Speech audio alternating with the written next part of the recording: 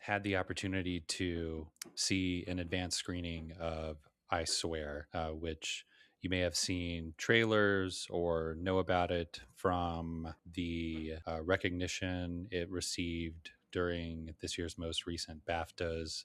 I Swear tells the story of John Davidson, a man from rural Scotland, and his journey learning and living with Tourette's and the impact his condition has on him and those around him.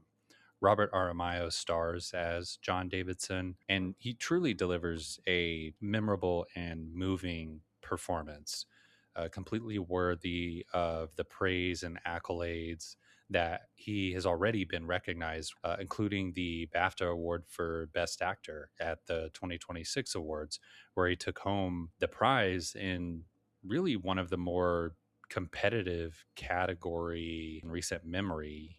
He was up against Leonardo DiCaprio, Timothy Chalamet, Ethan Hawke, Michael B. Jordan. Truly, any one of those could have walked away with the award, and we would have said, yeah, that was a deserving winner.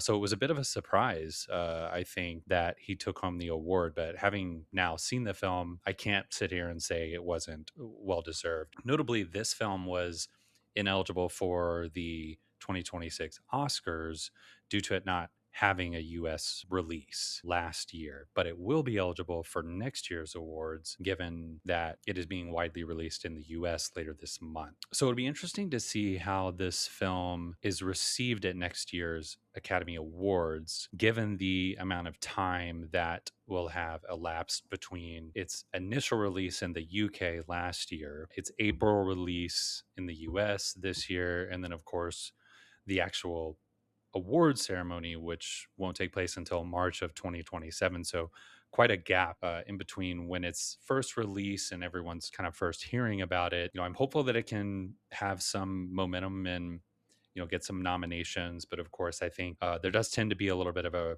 recency bias. And so you will see the more notable films be released later in the year. And so, of course, that's when the films that will be top of mind. So it'll just be interesting to see how it plays out. Obviously, we saw last year Sinners had, I believe, an April release, and it took home tons of awards. Despite all of that, this film packs humor and heart. It really highlights the pain that this condition causes, while also acknowledging the hilarity that can result from it. I mean, for something like Tourette's, while certainly more accepted in society today than it was 40 years ago, where the early parts of this film take place, obviously we still have a ways to go. It's still not something that's really widely understood. So I hope it can shed light on that and the realities of Tourette's and bring more education and understanding on how society can support and be more open to those who have this condition. But the film is truly phenomenal. I haven't stopped thinking about it since I saw it. It's incredibly funny and moving and heartbreaking. The tone of the film really struck me because I felt that it can be a challenge for a filmmaker to really nail the tone when you're dealing with a sensitive subject and condition such as this, which can be controversial. So how do you treat it, right? Is it going to be a sad story? Is it going to be a funny story? Is it going to be a mix of both? And if so, how do you toe that line without going too far in one direction or the other? And I think, Kirk Jones, the director and writer of this movie, just completely nailed it. And, I, was laughing. It made me sad. I think he just really expertly towed that line from a tone perspective. It really nails it.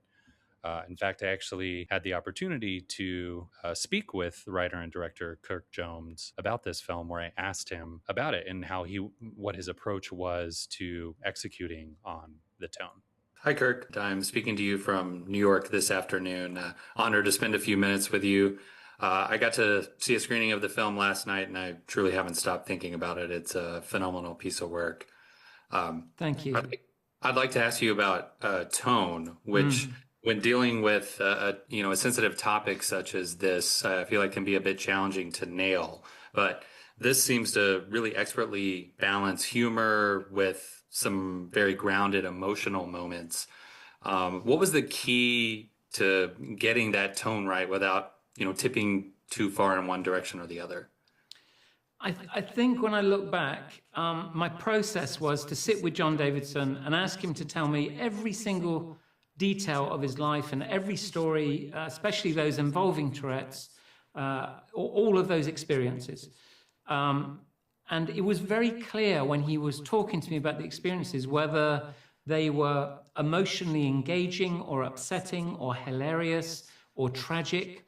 So listening to John and listening to John's view of that experience determined whether a scene was, going to make people laugh or cry, or that's how I inserted them into the script.